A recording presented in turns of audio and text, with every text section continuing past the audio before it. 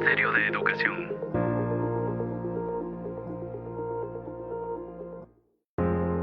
Perú Educa.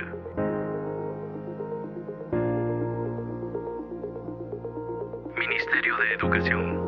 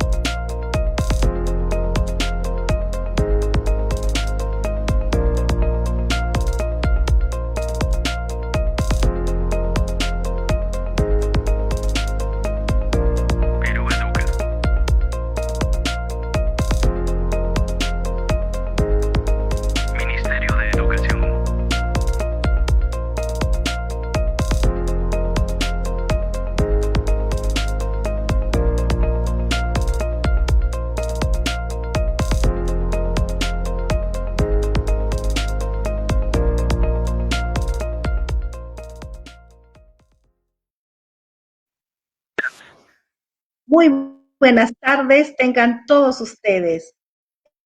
El día de hoy vamos a desarrollar el webinar denominado Estrategias de Acompañamiento para el Desarrollo Integral de Estudiantes con TEA. Hoy es un día muy especial. Buenas tardes con todos, estimados directores, docentes, agentes educativos y público en general que nos acompañan el día de hoy. Les saluda Suset Palomares Canales, especialista de la Dirección de Básica Especial, y les doy la más cordial bienvenida a este webinar denominado Estrategias Pedagógicas para la Atención Educativa de Estudiantes con TEA. Es parte de un recurso de la plataforma de Perú Educa, organizado por la Coordinación de Formación y Capacitación de la Dirección de Básica Especial. Este curso virtual es tutorado, cuenta con 3.601 participantes inscritos en las modalidades de básica regular, básica alternativa, técnica productiva y básica especial. Este curso tiene el propósito de fortalecer las competencias profesionales de los docentes y de otros agentes educativos en la incorporación de estrategias pedagógicas, en su planificación y en la identificación de las fortalezas y barreras que enfrentan los estudiantes con TEA o con sospecha de tener dicha condición, así como de los apoyos que requieren considerando la interacción social, la comunicación y el aprendizaje, contribuyendo asimismo a su accesibilidad, participación, aprendizajes de calidad, pero también logro de competencias en el marco del CENEP y del diseño universal de aprendizaje. Bien, en ese sentido, Este webinar, el día de hoy, les presenta una especial ponencia.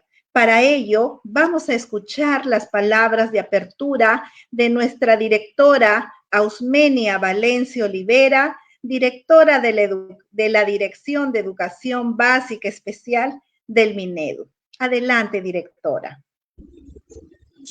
Muchas gracias, Suset, muchas gracias, Paola, y quiero agradecer sobre todo a Gabriel, a nuestro ponente que hoy está con nosotros, apoyándonos en esta tarea tan importante. Dar la bienvenida a cada uno de las personas que están participando de este webinar. Creo que es un tema sumamente importante. Todos sabemos que en estos últimos tiempos el índice de estudiantes con TEA ha incrementado notablemente, y manejar estrategias para la atención de estos estudiantes creo que también es una demanda de cada uno de ustedes y seguramente de muchos profesionales más.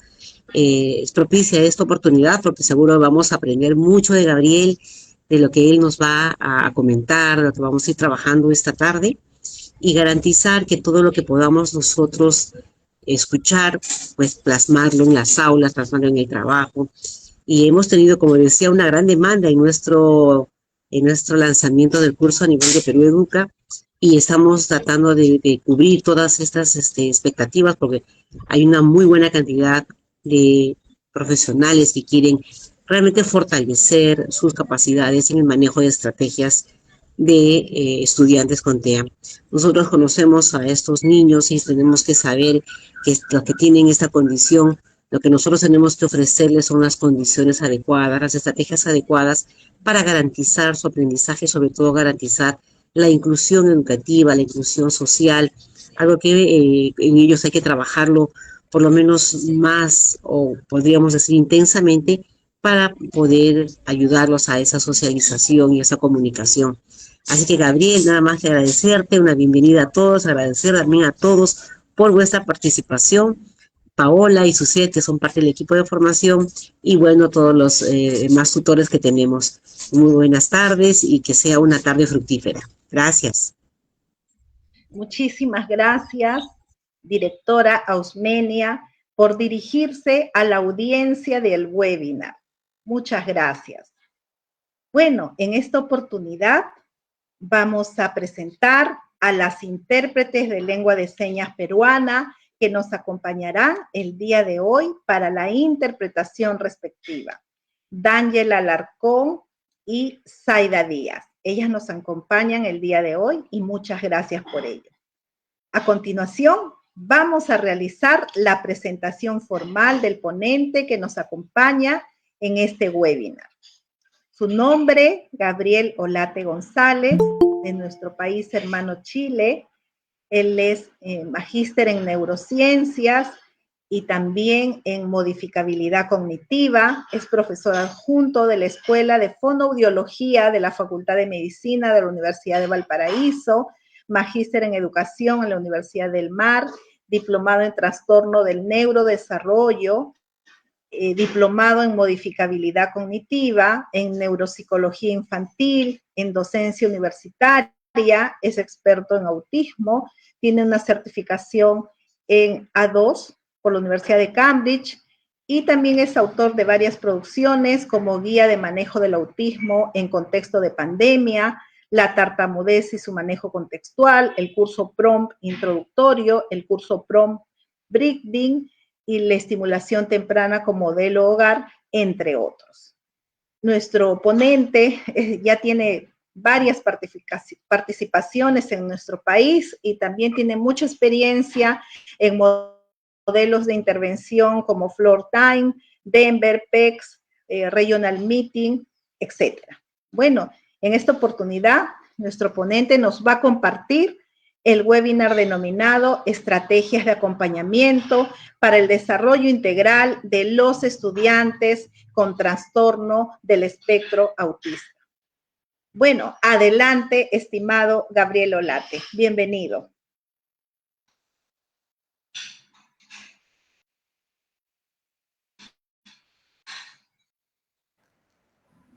Hola, Suset. Hola a todos los asistentes. Muchas gracias nuevamente, bueno, a Osmenia y a ti, Suset, por esta invitación. Tú sabes, lo hacemos con todas las ganas que uno pueda tener un día viernes de poder compartir nuestras experiencias alrededor de justamente esta condición que se ha presentado cada vez con más frecuencia en nuestras aulas, en nuestras salas de clase. Me dio un poco de pudor la presentación, porque la gente puede hacerse como una expectativa muy alta. Yo espero realmente poder compartir desde mi experiencia, llevo 23 años trabajando como fonoaudiólogo en estos temas de autismo. Trabajo para el sistema público educacional en la Municipalidad de Casablanca, en la quinta región de Chile. Atendemos población en esta condición y en otras condiciones del neurodesarrollo, en programas de integración escolar y en programas de atención especial. A su vez, también estoy últimamente más cercano a los temas de evaluación, de diagnóstico y de diseño terapéutico, diseño de intervención tanto en el contexto escolar como en el contexto educacional. Así que, o sea, como en el contexto clínico. Así que yo realmente muy feliz de poder compartir esta jornada con ustedes. Nuevamente, muchas gracias por estar ahí. Ahora voy a compartir mi pantalla. ¿Sí? Ahí ustedes me dicen si esto ya se está compartiendo. ¿Sí?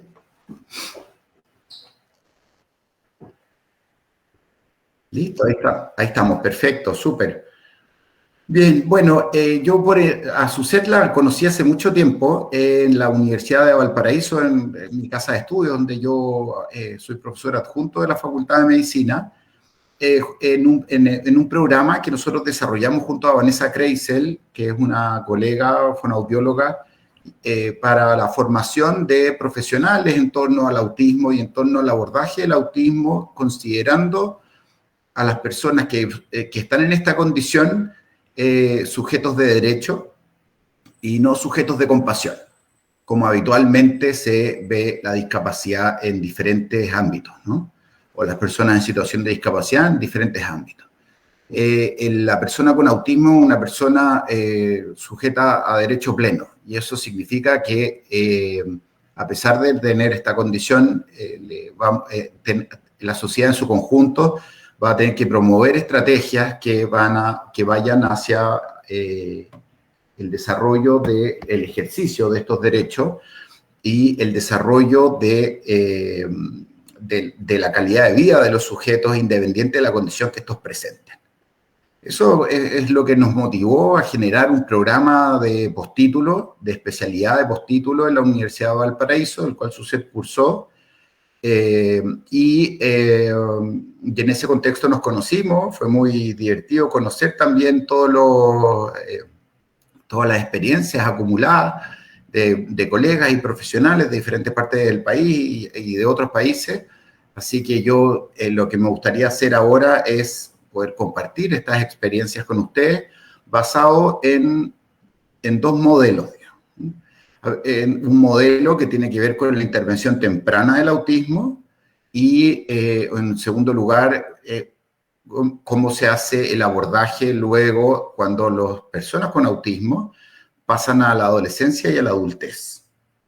Uno tiende a pensar en el autismo y como pensar en niños con autismo, y la verdad es que el autismo se manifiesta alrededor de todo el ciclo vital, y en este ciclo vital las necesidades de una persona con autismo van variando. Quiero mostrar esta diapositiva, o sea, esta primera foto, agradeciendo. Yo soy un agradecido de las oportunidades que me ha dado la universidad, las oportunidades que me ha dado la vida y, por supuesto, la oportunidad de conocer a personas de diferentes partes del mundo, pero principalmente hacer énfasis en nuestros pueblos. Nuestros pueblos son pueblos hermanos. Esto es una presentación que se hace todas las fiestas patrias aquí en Chile, donde manifestamos nuestra hermandad. Y eso es muy importante porque como países pobres tenemos que organizarnos de tal manera de que todos los esfuerzos que hagamos se hagan de manera eficiente, efectiva y además diseñada por nosotros y para nuestra población. Muchas veces los programas que yo les voy a mostrar hoy día deben ser adaptados para que surjan algún efecto o se puedan adaptar a nuestras necesidades personales, o sea, nuestras necesidades sociales. Entonces, primero venga este gran saludo y gran abrazo como pueblos hermanos y en el desarrollo también de una cultura inclusiva, particularmente asociada al autismo. Vamos a ver algunas cosas durante la primera parte de la presentación que tienen que ver con el autismo, su definición y sus formas de diagnóstico. Algunas cosas que tienen que ver cómo nosotros aquí en Chile hacemos respuestas educativas, cómo le damos apoyo y respuestas familiares a la persona con autismo y a su familia, y cuáles deberían ser las respuestas sociales que debe tener una sociedad organizada, ¿no?, respecto a una persona que está en condición de autismo, en la condición del autismo, ¿no? Cómo hacemos manejo de diferentes maneras. Hacemos manejos que pueden ir desde la escuela, en los contextos educativos y sociales, y también cuáles son las oportunidades que tiene una persona en esta condición y su familia de acceder a servicios clínicos u hospitalarios. Hay problemáticas que no vamos a resolver el día de hoy. Eso es una realidad y hay que decirlo al tiro. Estas problemáticas son de ayer y hoy.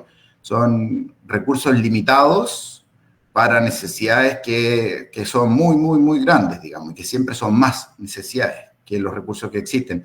Entonces, ojalá que después de esta presentación tengamos una herramienta más para poder abordar esta condición desde nuestras propias realidades. La comuna de Casablanca es una comuna donde el 60% de la población es urbana y el 40% de la población es rural. En esta comuna de Casablanca, que es donde yo trabajo en una escuela, practicamos la plena inclusión. Eso quiere decir que todas las personas van a la escuela regular. Y eso nos trae beneficios y también muchas dificultades que espero que al final de esta presentación podamos tener un par de herramientas más para poder enfrentar estas condiciones que son muy difíciles muchas veces porque representan muchas dimensiones que se ven afectadas.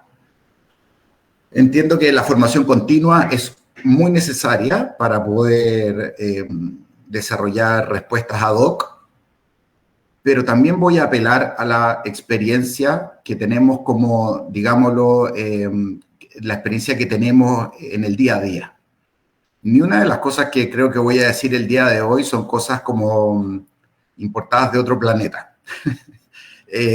Son cosas del diario vivir y son cosas que podemos adaptar a nuestras realidades y son cosas que naturalmente se pueden hacer y no requieren de mucha modificación de lo que hoy se está haciendo, sino más bien de sistematicidad de lo que hacemos habitualmente.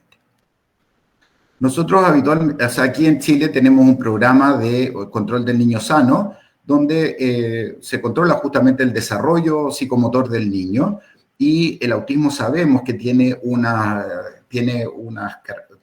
signos de alerta temprana, donde el desarrollo se va volviendo disarmónico, y la respuesta que tenemos para este tipo de condiciones tempranamente son justamente las salas de estimulación temprana en atención primaria, digamos, centros de salud familiar. Luego tenemos otro mapa de respuestas que tiene que ver con la atención secundaria y el diagnóstico, que se hace más tardíamente, un poco para darle oportunidad al desarrollo psicomotor natural de tomar rienda del desarrollo del niño. Y luego tenemos otra respuesta que es la respuesta en atención terciaria. Y la respuesta en atención terciaria son programas especiales de los hospitales y de los servicios de atención de salud, donde se hace psicoeducación familiar principalmente y orientación, donde se capacita a los padres principalmente, que son los cuidadores primarios, y tenemos 2 programas de trastorno de espectro autista, donde se aborda la condición terapéuticamente. Y eso ha sido programas que han salido de solo el esfuerzo personal de las personas que participan en ellos, principalmente porque el autismo en salud no representa una meta, no hay una meta en salud para el tratamiento, para la condición del espectro autista. Entonces, no estamos dentro de las prioridades, digamos. Entonces, ¿dónde están los niños, jóvenes y adolescentes con autismo? Es que están en las escuelas. Y ahí es donde me gustaría detenerme un tiempo, lo vamos a ver durante la presentación, porque nosotros tenemos una respuesta educativa que son programas de integración escolar como respuesta educativa, y tenemos un programa también de escuelas especiales que acompañan a las personas hasta los 27 años en diferentes condiciones, sean discapacidad intelectual, la condición de espectro autista, los trastornos motores severos, los trastornos del lenguaje, etc. ¿no? SUSET me pide hoy día que abordemos dos temas muy importantes desde mi perspectiva, y la primera es la que tiene que ver con la estimulación temprana. Vamos a revisar un programa que se llama Programa Denver, el Early Start Denver Model, que es el modelo de atención temprana para el autismo. Es un gold standard, es un referente para la atención de las personas con autismo, y aborda los primeros 4 años de vida, digamos, de la persona desde que tiene señales de alerta temprana hasta que tiene 4 años. Son uno de los modelos que tienen más evidencia científica respecto a la calidad de su funcionamiento y de los pasos de la implementación. Porque a veces nos quedamos justamente en eso, nos quedamos en la dificultad que tiene implementar estos programas. Y hay que decirlo, en países como los nuestros, el autismo no es una prioridad de salud, no tiene una prioridad social, ¿no? Los trastornos de espectro autista todavía se han detectado poco, cada vez se detecta más, pero se detecta relativamente poco. Entonces no son una meta de trabajo en salud. En educación tampoco, pero sí hay legislación que nos permite incorporar a las personas en diferentes condiciones del neurodesarrollo, asociado a diferentes tipos de discapacidad, donde el diseño universal de aprendizaje es el eje articulador de todos los programas de adecuación curricular, que deben ser claramente individuales y diseñados no de acuerdo a una condición en particular, sino de acuerdo a la persona y a su familia y a su entorno, ¿no? Nosotros muchas veces ocupamos una planificación que se llama PCP, que es la planificación centrada en la persona, y esa planificación no está centrada en la condición en particular, sino que está centrada justamente en la persona y en sus necesidades individuales y en sus dimensiones individuales, ¿no? Y esto nos invita a reflexionar en varios ámbitos, ¿no? Bueno, nosotros también en Chile tenemos un sistema que se llama Sistema de Escuelas Especiales de Lenguaje, que se preocupa justamente de manera activa de las personas de los niños y niñas que no hablan, ¿no? Estos programas, o sea, estas escuelas especiales de lenguaje son como jardines infantiles, ¿no? Donde los niños van en la prebásica desde nivel mayor al kinder, ¿no? Para poder tener, señal en vivo, bueno, para poder justamente darle cobertura al principal síntoma del autismo inicialmente, que es la de no desarrollar el lenguaje oral, ¿no? Y luego tenemos las escuelas regulares con programas de integración escolar, ¿cierto? Donde se modifican las estrategias de enseñanza a través de un programa de adecuación curricular individual basado con los principios del DUA, del diseño universal de aprendizaje, y donde se hace una priorización de objetivos de aprendizaje. Desde esta perspectiva, nosotros ya abandonamos esta idea de que la persona que debe repetir de curso o ese tipo de cosas, sino que lo que hacemos y lo que nos muestra la evidencia es que cuando las personas están con sus cohortes etarias, les va mucho mejor que si que uno los deja con niños más pequeños o hacerlos repetir o ese tipo de cosas, sino lo que hacemos es justamente a través del diseño universal de aprendizaje, lo que hacemos es tener múltiples representaciones de la información, múltiples formas de evaluar este aprendizaje, y en un tercer eje que para mí es el más importante, y es que el estudiante esté muy motivado en el aprendizaje. hay que pensar de que las personas en diferentes condiciones de neurodesarrollo o de discapacidad son personas que crónicamente han sufrido de algún tipo de discriminación. Y la escuela no está ajena a eso. Entonces, cuando uno piensa que las personas en estas condiciones de discapacidad van a estar en algún grado de discriminación de manera permanente, uno tiende a pensar de que esas personas van a estar muy desmotivadas por generar aprendizajes nuevos. Entonces va a ser rol de la escuela generar un espacio, un ambiente que sea altamente motivante para el aprendizaje, indiferentemente de la condición que estemos atendiendo, ¿no? Esto pareciera que es una idea muy antigua, pero la verdad es que recientemente se está planteando como una novedad, ¿no? Es que la escuela debe adaptarse al alumno, ¿no? La escuela no es el lugar donde uno tiene que ir a competir por una nota o por un espacio, ¿no? Sino que la escuela debe abrir los espacios y adaptarse para recibir a todo tipo de alumnos. Esto quiere decir, por ejemplo, chicos en situación de discapacidad, pero también nosotros tenemos chicos hoy día en condición de migración, por ejemplo, y tenemos chicos migrantes que llevan 2 años migrando y vienen con retrasos pedagógicos, con retrasos escolares, vienen con poca estimulación del lenguaje, justamente por sus situaciones, y en esta condición desarrollamos programas de enriquecimiento cognitivo y del lenguaje, especialmente para las personas que vienen migrando. Por ejemplo, otro ejemplo es en nuestra sociedad, digamos, y particularmente la chilena, tenemos un porcentaje no menor, cerca del 6% en situación de pobreza, de extrema pobreza. Y eso no está ajeno a la escuela. Entonces, nosotros también recibimos familias y niños y niñas que están en situación de extrema pobreza, y eso significa que tienen entornos que son poco demandantes desde la perspectiva cognitiva y poco estimulantes de manera sistemática en la perspectiva de la escolarización. Entonces, esto nosotros lo tomamos como un desafío, como les dije recientemente. Ojalá hoy día tengamos algunas respuestas y algunas luces respecto a cómo podríamos proceder en nuestras propias realidades, con los recursos limitados que tenemos, e invitarlos, digamos, a pensar en la persona con autismo, más bien en la persona y no en el autismo, ¿no? Es raro decirlo en una charla para autismo, pero me gusta más pensar en las personas y sus familias que en el autismo propiamente tal, y cuáles son esas necesidades que son individuales por cada persona, por cada universo familiar, ¿no?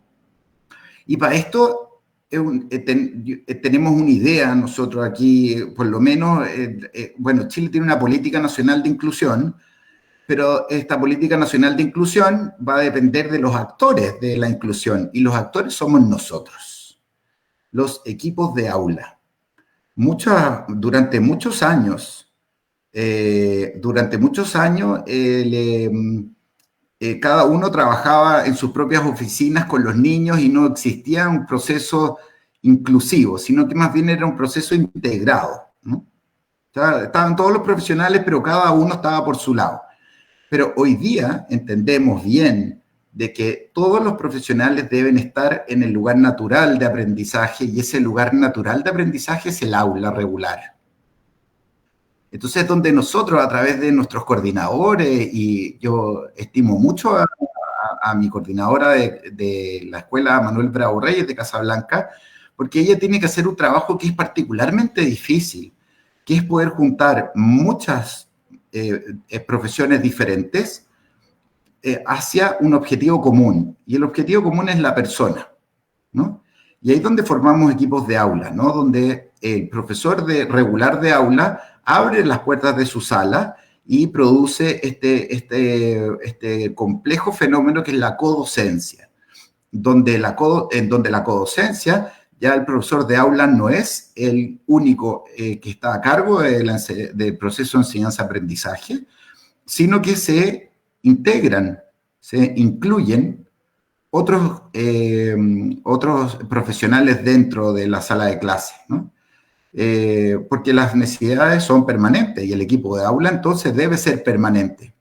No hay un equipo de aula visitador, digamos, si se quiere, sino que hay un acompañamiento permanente de un profesor especialista, de un profesor general básico, de especialistas fonoaudiólogos, psicólogos y asistentes sociales, entendiendo que la condición de espectro autista tiene muchas dimensiones que deben ser abordadas, y no solamente en el autismo, sino que en la condición humana tenemos muchas, particularmente en la sociedad en la que vivimos hoy, tenemos muchas necesidades que no solamente tienen que ver con la enseñanza y el aprendizaje, sino que también tiene que ver con el enriquecimiento cognitivo, ¿no? Con el enriquecimiento afectivo, con el enriquecimiento social, con el acceso al capital cultural, entre otras cosas, ¿no?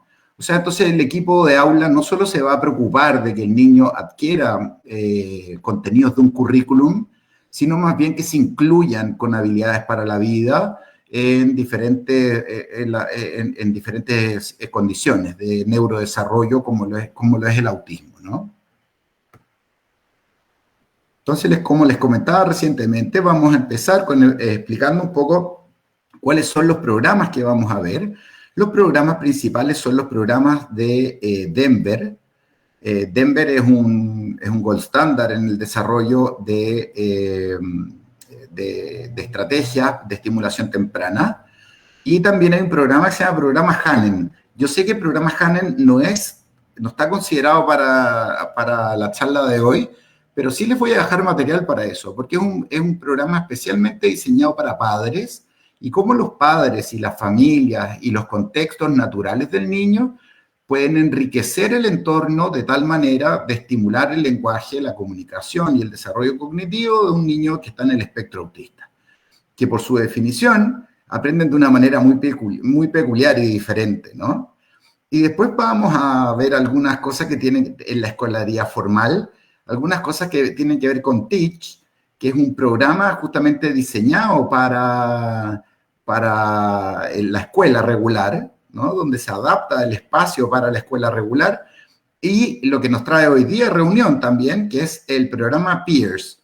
Y el programa Peers es un programa donde se desarrollan habilidades sociales de manera individuales o grupales, justamente para poder interactuar de mejor manera con las personas en el espectro típico del desarrollo, o sea, digamos con las personas no autistas, ¿no? Eso es bien divertido porque en el autismo, claro, en el autismo de alto funcionamiento, o si se quiere de nivel 1, ¿no? Las personas autistas se refieren a las personas no autistas como neurotípicos. Y eso es bien divertido porque nosotros nos referimos a las personas en la condición de espectro autista como autistas, y ellos tienen una denominación para nosotros como neurotípicos. Y eso es llamativo, ¿no? Es llamativo porque también nos consideran un poco raros a los neurotípicos, ¿no? Entonces, y también tenemos nosotros un programa de inclusión universitaria, ¿sí? Que está a cargo de cada universidad, tiene una política de inclusión total, particularmente la Universidad del Paraíso, la Universidad de Playa Ancha, la Universidad Federico Santa María y la Universidad Católica de Valparaíso, donde hacemos inclusión universitaria total. Y eso significa no discriminación, y eso significa acompañamiento y adecuaciones de acceso, ¿no? Y finalmente tenemos un programa también desde la inclusión laboral, donde hay leyes del trabajo que obligan a las empresas a tener. Es un poco vergonzoso igual, porque la ley dice que debe tener 1% de personas en condición de discapacidad por empresa, digamos, lo que es muy poco. Hoy día las estadísticas nos muestran que casi el 22% de la población tiene algún grado de discapacidad. El 22% en todos los rangos etarios. Entonces, cuando a las empresas o al mundo del trabajo se le exige solamente darle cobertura al 1%, es cuando ese otro 20% que queda votado tiene que empezar a autogestionar los trabajos a través de fundaciones o de grupos autodeterminados. Yo los invito a buscar un grupo de autodeterminados que nació en una fundación que se llama Fundación FUAN, que se llama Seápolis. y es un grupo de personas con autismo que son profesionales y son autodeterminados y producen trabajo y iniciativas alrededor del autismo en la adultez. Bueno, esta es una diapositiva que yo siempre tengo muy en el corazón, que es una idea de Theo Peters. Theo Peters lastimosamente murió hace unos años atrás, se le recuerda siempre, y él planteaba siempre desde la filosofía de la inclusión de que la calidad de vida de todas las personas, particularmente de las personas con autismo, dependen del conocimiento que la sociedad tenga de esta condición. Por eso es que hoy es tan importante que nos estemos juntando aquí, porque aquí vamos a generar más conocimiento respecto a la condición y cómo tratarla de manera respetuosa y asociada principalmente a como un derecho humano y no como a un sujeto de caridad, ¿no? Como si lo hiciéramos como por un favor, a producir inclusión en el proceso escolar. Y no. Vamos por aquí. Partamos desde el principio, y el principio nos plantea de que el autismo es un trastorno del neurodesarrollo, y este trastorno del neurodesarrollo van a afectar principalmente tres ámbitos, ¿no? Tres ámbitos de la persona, ¿no? Lo principal es lo que tiene que ver con el comportamiento, que se vuelve repetitivo. Los comportamientos no solamente sociales, sino los comportamientos lingüísticos y cognitivos se vuelven repetitivos. Hay una restricción de intereses. En la restricción de intereses nos referimos a que gustan de muy pocas cosas y esas pocas cosas gustan mucho. Esa restricción de intereses no necesariamente tiene que ver con cosas que sean funcionales, sino que pueden ser estereotipados. O sea, puede ser cualquier cosa que no sea funcional. Y eso es un problema, porque si un niño se interesa mucho solamente en jugar con autitos, deja de lado todas las otras experiencias sociales que tienen que ver con la interacción con su entorno, que es de donde básicamente aprendemos, ¿no? Entonces se van exteriorizando estas condiciones de manera muy diversa, muy heterogénea, y se expresan durante todo el ciclo vital. Así que cuando hablemos de autismo ya no vamos a pensar solamente en el autista niño, sino que vamos a pensar también en el autista que es adulto, que es universitario y que es profesional, ¿no? En un trabajo que se hizo recientemente en la Universidad de Valparaíso se encontró casi 30 y fracción personas con autismo, una población de 400 alumnos, o sea, casi el 10% de la población de la Facultad de Medicina está en algún grado de autismo, ¿no? Y está incluido en la universidad, ¿no? Estudiando carreras como fonoaudiología, como educación de párvulos, como medicina, como tecnología médica, o sea, incluidos totalmente, ¿no? Entonces, por eso es que hay que poner énfasis en que esta condición se expresa de manera muy diversa y se expresa durante todo el ciclo vital. Muy bien, el origen de esta condición, uno siempre va pensando, ¿eh? Siempre va pensando por qué hay más autistas ahora que hace 10 años atrás. Y la verdad es que eso tiene que ver no con cosas que hayamos hecho nosotros como sociedad, digamos, o sea, como que nos estemos alimentando peor, o las vacunas nos produzcan autismo, o que los metales, o digamos la exposición a radiaciones solares, o cosas por el estilo, eso está descartado.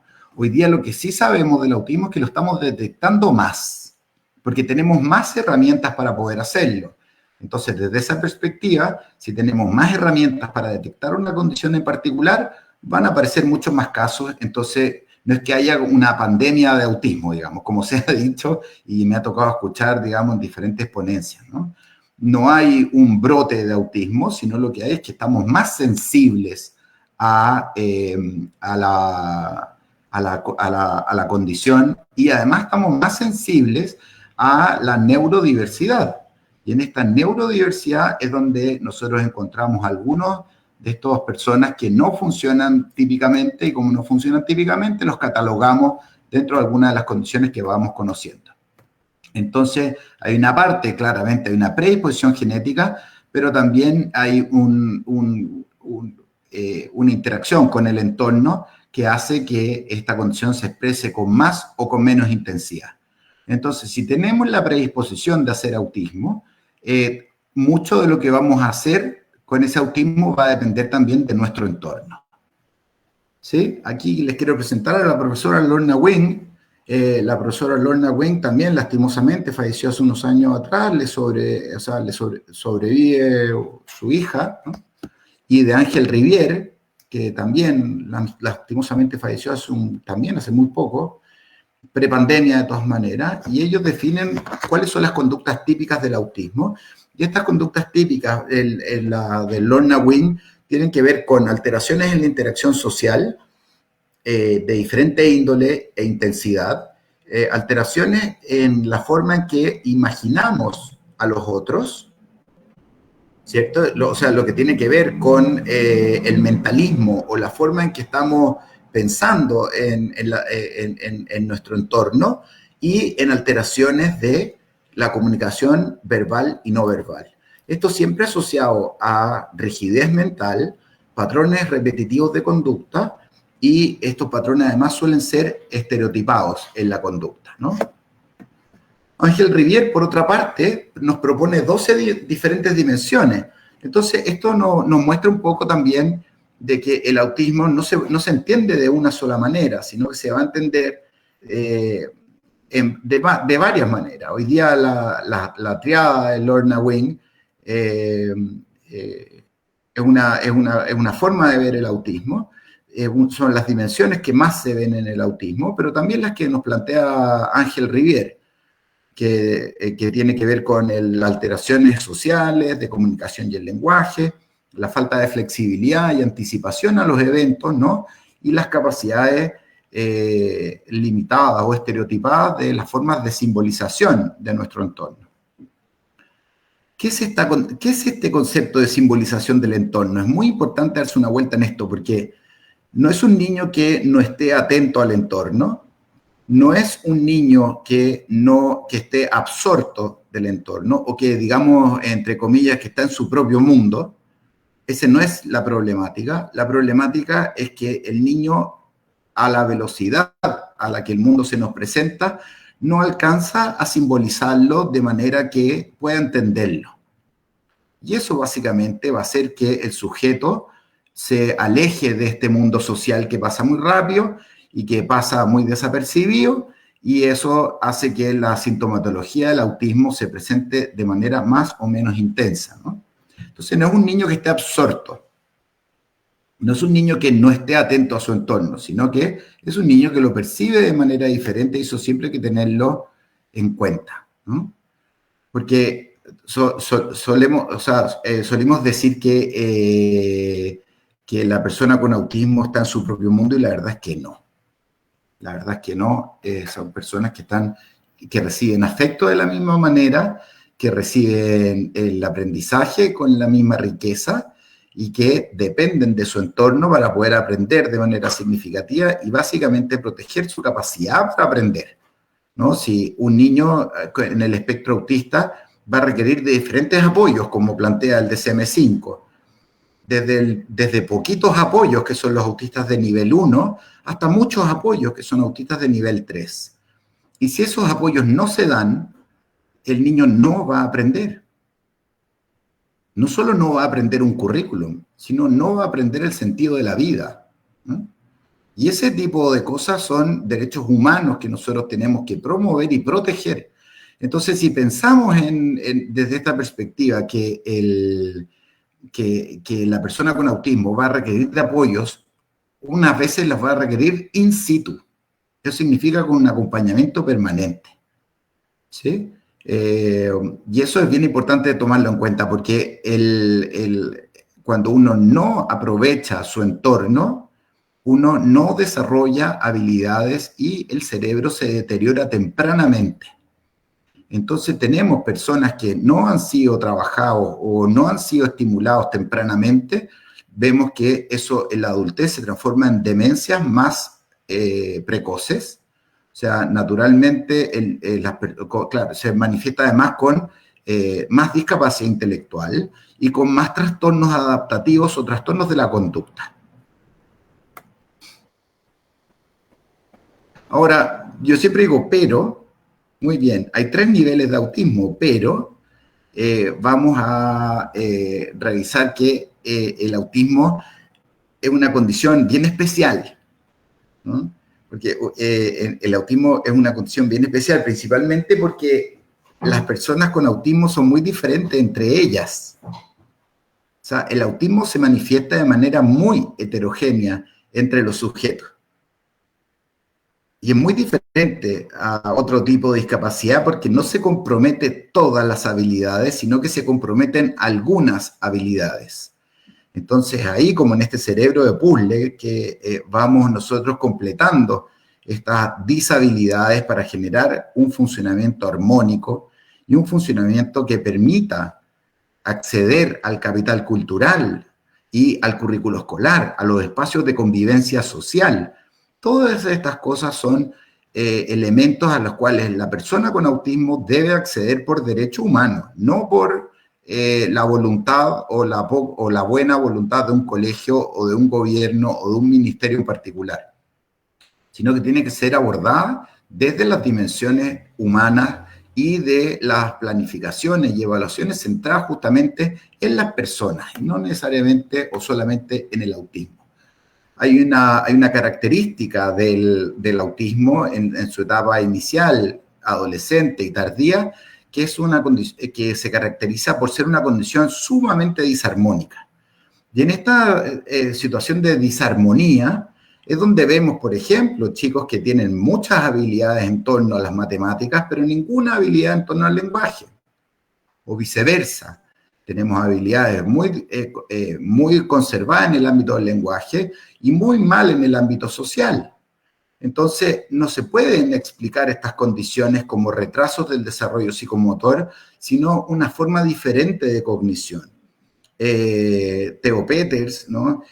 Planteaba que el mundo necesita todo tipo de mentes, ¿no? Probablemente el diseño de estos aparatos que estamos usando para conectarnos hoy día, como el teléfono, la internet, la computación avanzada, son producto de cerebros que están en el espectro autista, ¿no? Grandes filósofos, matemáticos, lingüistas, escritores, están en esta condición, ¿no? Entonces, el mundo necesita todo tipo de personas y de cerebros, ¿no? No solamente los de desarrollo típico como los nuestros. Entonces, planteamos aquí en una gráfica, esta es una gráfica de una prueba que ocupamos que se llama perfil psicoeducativo o PEP, y en esta prueba o perfil psicoeducativo vemos que las personas con autismo se desarrollan de manera muy heterogénea. Entonces, ¿cuál es nuestro rol dentro de la escuela? Es identificar cuáles son estas heterogeneidades y plantear programas que sean de apoyo para, justamente para hacer que este perfil de habilidades sea lo más funcional posible. Y me refiero a lo más funcional posible, no dándole la responsabilidad al propio sujeto, sino que siendo lo más funcional posible, dándole también la responsabilidad al entorno, a generar un entorno que sea no solo amigable, sino que sea conciliador, que sea acompañante, que sea responsable en el ejercicio de los derechos de las personas con autismo, ¿no? Muy bien, creo que estamos, aquí estamos, sí. Entonces, les quiero plantear una idea, y la idea es que cuando uno conoce una persona con autismo, justamente conoce solamente a una persona con autismo. Yo cada vez que conozco una persona con autismo, es totalmente diferente. Sus contextos son diferentes, sus necesidades son diferentes. Entonces yo los invito a conocer a las personas en sus dimensiones. Y las dimensiones del autismo son particularmente crípticas, ¿no? Son particularmente difíciles de alguna manera. Pero nuestro rol como educadores, como prestadores de servicios de diferentes tipos, salud y de educación, es incluir a las personas que tienen estas disarmonías del desarrollo, ¿no? Muy bien, vamos a ver algunas cosas buenas, porque no todas las cosas son malas, ¿no? Partamos por algunas cosas. Las personas con un trastorno espectro autista, que le llamamos de nivel 1, estas personas hay algunas dificultades que tienen que ver con la comprensión, ¿cierto?, de algunas estructuras del lenguaje y de algunas estructuras de la comunicación. Por lo tanto, debemos ser siempre muy, muy evidente lo que queremos decir y solicitar y hacer para poder ser coherentes para una persona con autismo. Hay un problema entonces en el acceso al significado de las acciones. Entonces, muchas veces cuando hablamos, por ejemplo, en metáforas o en ironía, eso presenta una dificultad especial para una persona con autismo, entonces porque hay un problema en el acceso al significado. Las emociones también se tienden a representar de manera heterogénea, ¿no? A veces muy soslayadas y otras veces muy exageradas, ¿no? Entonces se expresan las emociones de manera diferente, ¿no? Hay también dificultades en el reconocimiento de emociones y los pensamientos de otros, justamente porque hay pocas experiencias relacionadas con ese tipo de actividades, de experiencias. Y una cuestión que es bien importante también es que hay experiencias sensoriales que son muy diferentes. Hay muchas personas con autismo que son hipersensoriales, y eso significa que los estímulos visuales, auditivos, sinestésicos, ¿no?, pueden llegar a causar molestia. No es inhabitual de que una persona con autismo tenga atenuadores de ruido porque les molesta el ruido de fondo. Y eso, digamos, como aquí decimos en Chile, eso no es una maña, no es algo de la voluntad, ¿no?, sino que es algo realmente que ocurre en la persona con autismo. Pueden tener hipersensibilidad auditiva, hipersensibilidad olfativa. Entonces, claro, si yo vivo en un mundo que es hiper, no puedo desarrollarme como ser humano. Entonces, podemos hacer algunas adecuaciones si se puede, ¿no? Vamos a ver aquí, les quería mostrar, perdón, aquí sí que sí, me salté estas 2 diapositivas porque se me colaron, se me quedaron ahí, no estaban destinadas para esta charla. Hay algunos puntos fuertes también dentro de los trastornos de espectro, o sea, la condición de espectro autista, particularmente de nivel 1, donde encontramos sujetos que tienen inteligencia normal o superior. O sea, en el autismo no hay un problema de inteligencia. Hay un problema de conductas adaptativas y disarmonía en el desarrollo cognitivo. Eso es una cosa bien importante para considerarlo. Y muchas veces nos encontramos con personas con autismo que tienen inteligencia superior, ¿no? Habitualmente hay un buen nivel de vocabulario. Conocen una gran cantidad de palabras. A pesar de que no conozcan muy bien los significados, pueden conocer una gran cantidad de palabras, ¿no? Son puntos fuertes. Las personas con autismo tienen una memoria extraordinariamente buena. Y eso es un recurso que podemos ocupar en diferentes contextos, ¿no? Particularmente en el contexto escolar, ¿no? También podemos encontrarnos con personas en esta condición que se les llama hiperléxicas. Y estas personas hiperléxicas es que son lectores muy tempranos y lectores muy naturales. O sea, que aprenden rápida y fácilmente la lectura, la escritura y el cálculo. Desde esa perspectiva hay que aprender a identificarlos, ¿no? Porque si no pasan desapercibidos, o si es que vienen con el diagnóstico del autismo, pasan solamente por autista. Entonces uno piensa solo en la discapacidad, pero no, pues hay puntos fuertes también dentro del desarrollo, ¿no? También son excelentes procesadores visuales, particularmente en el procesamiento de la información visual, particularmente en el procesamiento de patrones visuales. Son chicos tremendamente buenos en aritmética y en trigonometría, por ejemplo, cuando hablamos chicos de nivel 1, porque tienen capacidades muy acentuadas en términos de procesamiento visual, ¿no? ¿Para qué decir de las habilidades tecnológicas? ¿No? Son chicos que están ultra motivados por las cosas tecnológicas. Nos pasó, esto es una experiencia muy personal, pero nos pasó en pandemia, donde los alumnos del colegio, o sea, de la escuela en la que trabajo, se adaptaron mucho más rápido al Zoom que nosotros los adultos. Como que ese ambiente se les hizo nativo. Se les hizo nativo el ambiente tecnológico. Entonces hay que aprovechar esos recursos también Dentro de los puntos fuertes, ¿no? Al tener como comportamiento repetitivo, suelen ser sujetos sumamente ordenados y estructurados. También es una cosa que debemos aprovechar como un insumo. Y también suelen ser muy sinceros. Son personas que, como cualquier otra persona, pueden mentir, obviamente, pero que suelen ser muy sinceros al momento de enfrentarse a una persona. Así que un poco porque son muy literales también. Entonces pueden decirte sin problema, oye, se te está poniendo el pelo blanco. Me pasa a mí siempre. Y eso, sí, gracias, ya lo había notado. Oye, estás un poco más gordo, ¿no? Pues, y eso no se hace como por mala educación ni por mucho menos, sino que es porque hay una ceguera al contexto y suelen ser muy directos. Y así como ellos son muy directos, también requieren de instrucciones y de enseñanza también muy dirigida y muy directa. Y una cuestión que yo he visto también es que suelen ser también muy apasionados por temas específicos. Tengo alumnos que están en este espectro que son fanáticos de la historia, que son fanáticos de las marcas, que son fanáticos de todo tipo de cosas. Tengo un alumno que es fanático de los Legos, construye todo tipo de cosas geniales con Lego, puentes, edificios, y tiene 15 años y su orientación está asociada a la arquitectura, el diseño y la construcción. ¿Cómo no? Si siempre ha sido una fortaleza, digamos. Entonces, la invitación es a ver más allá del autismo, ¿no? Pues son extraordinariamente definidos en sus gustos. Uno va a identificar rápidamente cuáles son los gustos de las personas que están en este espectro y manejar una gran cantidad de información respecto a eso.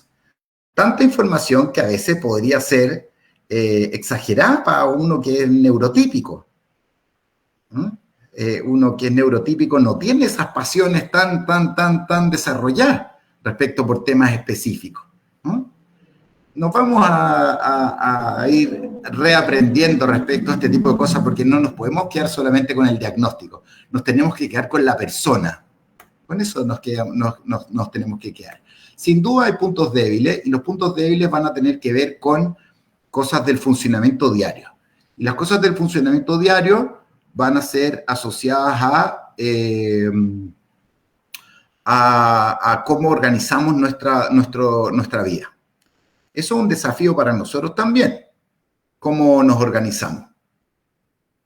Muchos ocupamos agendas, relojes, quiero decir, alarmas, dispositivos de ayuda, personas que nos ayudan, secretarios, secretarias, 8.000 cosas para que nos ayuden a organizar nuestro funcionamiento. Y esto es un punto muy débil en la condición de espectro autista, y aquí es donde nosotros como respuesta educativa debemos ser más enfáticos, en el sentido de que debemos ayudar a organizar la actividad diaria de una persona con autismo, la actividad mensual de una persona con autismo y, si se quiere, también la actividad general de una persona con autismo. Debemos dar algunas señales de cómo organizar esta sociedad que hoy día parece muy caótica, muy cambiante, muy dinámica, y si es que hay algo que yo sé del autismo es que son enemigos del caos. Enemigos del caos. O sea, y aquí tenemos muchas oportunidades de poder ayudar a una persona, poder no ayudar, sino que poder adaptar nuestro entorno, adaptar el entorno justamente a facilitar el acceso, organizándonos, siendo nosotros organizados, siendo nosotros bien anticipados, bien planificados. Hay que recordar que existe una gran diversidad respecto a esta condición. No hay dos autistas iguales, por eso yo los invito a estudiar a sus alumnos, a estudiarlos en el sentido más ingenuo de la palabra, digamos, a estudiarlos es a conocerlos, a conocer a la persona con autismo, porque se van a encontrar con un mundo hermoso. Al principio puede ser muy caótico, al principio puede ser muy difícil, y luego se va a hacer cada vez mejor, y yo les aseguro que no solamente ustedes van a sentir la gratificación de poder aportando en el proceso de la inclusión social de todas las personas que están en este planeta, sino particularmente de una persona con autismo, y esa persona con autismo va a depender de las cosas que usted haga para poder acceder al capital cultural o para poder incluirse socialmente. Vamos viendo. Vamos a poner aquí y acá. Ya, muy bien. Ya, de nuevo se me pasaron unas diapositivas porque se me colaron, no estaban para esta ponencia, así que las pasé rápidamente, pero van a quedar de todas maneras en el material que se les va a entregar después de esta ponencia, ¿sí? ¿Qué apoyos podemos generar? Vamos a generar apoyos entre compañeros, ¿sí? Los apoyos entre compañeros es muy entretenido porque los compañeros aprenden de autismo a través de sus propios compañeros autistas, ¿sí? Podemos dar lugar a estos ambientes relajados y tolerantes en la medida que nosotros explicamos a los compañeros de cómo ser relajado y tolerante. Nosotros ocupamos una estrategia súper que nos ha resultado muy bien, que es generar tutorías o generar un compañero o un grupo de compañeros que son tutores de la persona con autismo. O sea, son sus amigos acompañantes. Y eso es bien divertido porque esos chicos se enriquecen no solamente generando nuevas amistades, sino que además conociendo la neurodiversidad. En el aula también nos encontramos con dificultades donde la persona con autismo no sabe pedir ayuda, no sabe en qué momento pedir ayuda ni cómo hacerlo. Y si uno no está muy atento, esa persona con autismo lo que va a hacer es acumular ansiedad y en algún momento se va a descompensar. Y otra cosa que hay que observar bien son los intentos que hace la persona para comunicarse. Estos intentos no siempre son los intentos convencionales que hacemos las personas neurotípicas, sino que pueden ser formas atípicas de comunicación. Estas formas atípicas pueden estar representadas por disconfort, por llantos, por desadaptación, etcétera, ¿no? Siempre la persona está comunicándonos algo. También es importante en el aula considerar tiempos de descanso. Todos nos cansamos, pero podemos bancarnos un poco el cansancio. Pero la persona con autismo no se la banca muy bien el cansancio que produce la jornada escolar. Entonces hay que tener tiempos de descanso específicos. El ambiente puede ser muy estresante y muy caótico, ¿no? Dentro de la sala de clases podemos tener un lugar de referencia. Nosotros ocupamos un cojín grande que le llamamos un puff, y ese puff es el lugar de referencia para descansar de la actividad social, que puede ser muy, muy agobiante, ¿no?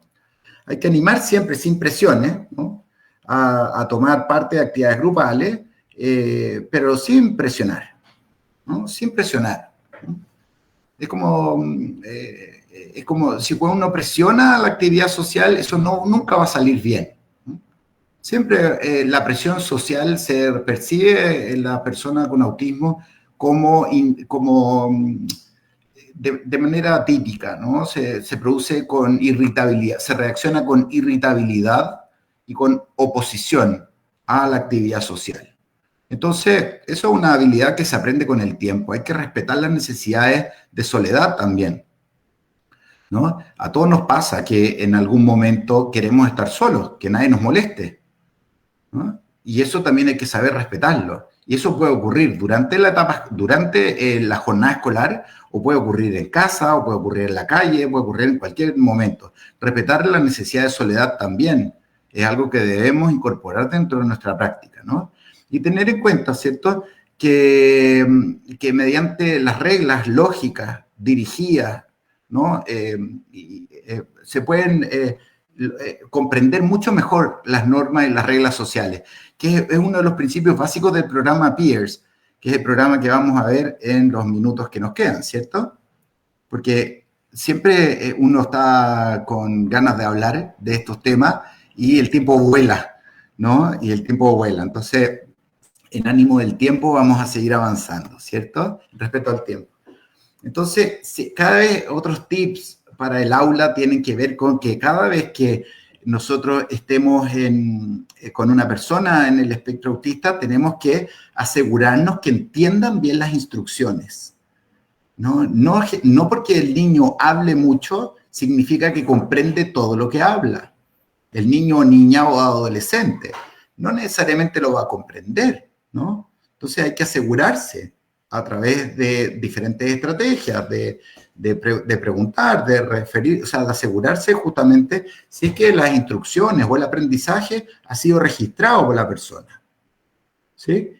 Otra cosa que es necesaria es ocupar un lenguaje bien directo. Evitar el uso, nosotros en el habla hispana ocupamos muchas metáforas para referirnos a las cosas. Muchas veces poco dirigidos, poco directos, por lo menos en la lengua chilena, digamos, que uno habla con mucha metáfora, o se usa mucho el recurso de los actos indirectos de habla, se habla mucho en ironía, ¿no? Y eso es particularmente difícil de detectar primero y de comprender por la persona que está en el espectro, ¿no? Nosotros ocupamos muchas claves visuales, y estos son los famosos pictogramas, ¿no? Que los pictogramas no van a reemplazar el lenguaje, nunca lo harán, ¿no? Pero son sistemas aumentativos de comunicación. Entonces, en los sistemas aumentativos de comunicación vamos haciendo cada vez más comprensible nuestro entorno. Y cuando hacemos comprensible nuestro entorno, podemos funcionar mejor. Yo les quiero proponer un ejercicio mental que hagamos ahora. Y en este ejercicio, pensar, por ejemplo, ¿cómo aprendimos nosotros a hacer trámites municipales, por ejemplo? ¿Todo el mundo sabe declarar sus impuestos? ¿O conoce cuáles son sus deberes y derechos? La verdad es que yo tiendo a pensar que no, que es difícil. Y nosotros accedemos a ese tipo de conocimiento a través de un aprendizaje dirigido por otras personas que nos dijo, oye, para sacar licencia de conducir tienes que hacer esto, esto y esto. Probablemente uno lo anotó, hizo un esquema, hizo un dibujo o algo por el estilo. Entonces, eso quiere decir de que el uso de claves visuales no significa que vamos a reemplazar el lenguaje por pictogramas, sino que tiene que ver con que con claves visuales vamos a ordenar, por ejemplo, la rutina de trabajo, la rutina diaria, ¿no? La rutina del baño, la rutina de entrar y salir de clase, la rutina del aseo, la rutina de comer, etcétera. O sea, todo lo que hacemos es muy rutinario y la persona con autismo no reconoce bien esa rutina, sino que va a requerir para su aprendizaje de estos apoyos y claves visuales, ¿no? Entonces, otro tip, ¿no? que puede ser ocupado es hacer uso de dar, por ejemplo, los programas por adelantado. Cosas que en la universidad habitualmente hacemos. Nosotros le decimos a todos los alumnos qué es lo que va a ocurrir durante todo el semestre. Entonces, damos información por adelantado, vamos a dar reglas que son muy aterrizadas, pero muy explícitas. No nos vamos a llenar de reglas, ¿no? Porque vamos a tender al caos. Entonces, lo que vamos a hacer es que vamos a ocupar reglas que van a ser aterrizadas y explícitas, ¿no? Vamos a evitar el uso de ambigüedades, ¿no? Ambigüedades que uno ocupa habitualmente, como decir, por ejemplo, pórtate bien. Eso es una ambigüedad. Uno no sabe qué es portarse bien si no conoce cuáles son las reglas de comportamiento del lugar donde está. Y eso necesariamente va cambiando dependiendo del contexto, ¿no? El contexto escolar, el contexto familiar, el contexto social, ¿no? No es lo mismo portarse bien en una fiesta, en una celebración, que portarse bien en la sala de clases. No son las mismas reglas. Entonces, evitar ese uso como ambiguo del lenguaje y ser más bien bien dirigido, ¿no? Bien específico, bien literal. En relación a las pruebas, por ejemplo, las personas con autismo a veces rinden mal sus pruebas porque no tienen suficiente tiempo para poder responder las pruebas. Entonces, desde esa perspectiva, dar más tiempo no parece eso es darle ventaja sobre otros alumnos, sino que es reconocer de que las personas con autismo requieren de más tiempo para poder organizar la información. Es lo mismo que, por ejemplo, la discapacidad motora. En la discapacidad motora en educación física, no le vamos a pedir a una persona con discapacidad motora que corra los 100 metros en el mismo tiempo que lo corre una persona que no tiene discapacidad motora. Entonces, dar más tiempo no es dar ventaja. Dar más tiempo es reconocer que la persona con autismo requiere de justamente mayor cantidad de tiempo para organizar la información, para poder mostrar todo sus potenciales de aprendizaje, ¿no? Se pueden adecuar el formato, por ejemplo, el formato de preguntas, simplificar el uso del lenguaje en las preguntas. A veces nos pasa mucho en la universidad que las personas no responden las preguntas no porque no sepan las respuestas, sino porque no comprenden la estructura de las preguntas, porque las preguntas están formuladas de manera muy compleja, utilizando un lenguaje complejo, y eso no va a facilitar el acceso justamente a responder pruebas, por ejemplo, ¿no? Yo me voy a acomodar, perdón. Ahí sí. Muy bien. Entonces, compartiendo un poco en esta charla, vamos a pasar a nuestra segunda y tercera parte, ¿eh? Que va a tener que ver con una de las cosas que a mí más me apasiona, que tiene que ver con la estimulación temprana. O sea, si se puede decir algo, es que lo mío son trabajar con familias que recién acaban de recibir el diagnóstico de sus hijos y en el proceso escolar, y en el proceso de inclusión escolar. Para mí esa parte es la que toca mi fibra, digamos, es donde siento, donde puedo servir más, particularmente porque cuando uno recibe la noticia del diagnóstico del autismo suele ser una noticia media catastrófica, ¿no? No es una buena noticia, ¿no? En ese aspecto. Entonces, manejar las cosas contextuales van a ser muy, muy importantes, ¿no? La intervención temprana va a requerir también de papás que estén altamente motivados, de familias, de entornos que estén altamente motivados. Y cuando uno recibe la noticia que el hijo tiene riesgo o tiene autismo o es autista, la motivación se va al suelo, el ánimo se va al suelo. Entonces, por eso es muy importante que nosotros estemos tan sensibles a este tipo de cosas que no tienen que ver con el autismo propiamente tal, sino que tiene que ver con la familia y con su entorno. Por eso es que le damos mucha importancia a los modelos naturales de intervención. Y los modelos naturales de intervención tienen que ver con justamente eso, intervenir los lugares donde el sujeto o la persona o el niño y su familia se desenvuelven. Casa, espacio social y escuela, ¿no? Entonces, desde esa perspectiva vamos a hacer algunas modificaciones en los entornos físicos. Vamos a poner énfasis en algunas habilidades. Por ejemplo, los énfasis iniciales son las habilidades de atención conjunta. Es una de las habilidades más difíciles, ¿no? Son más difíciles de atender conjuntamente entre dos hacia un mismo objeto o hacia una misma actividad. Entonces, si eso no se entrena desde muy temprano, es muy difícil incorporar esa habilidad luego, después, más tarde en la vida. No es imposible, pero es mucho más difícil, ¿no? Entonces, fases claves son aquellas que tienen que ver con las rutinas de atención conjunta, ¿no? En las rutinas de comunicación y en las conductas de imitación. El niño aprende a imitar naturalmente, pero la persona con autismo no imita naturalmente.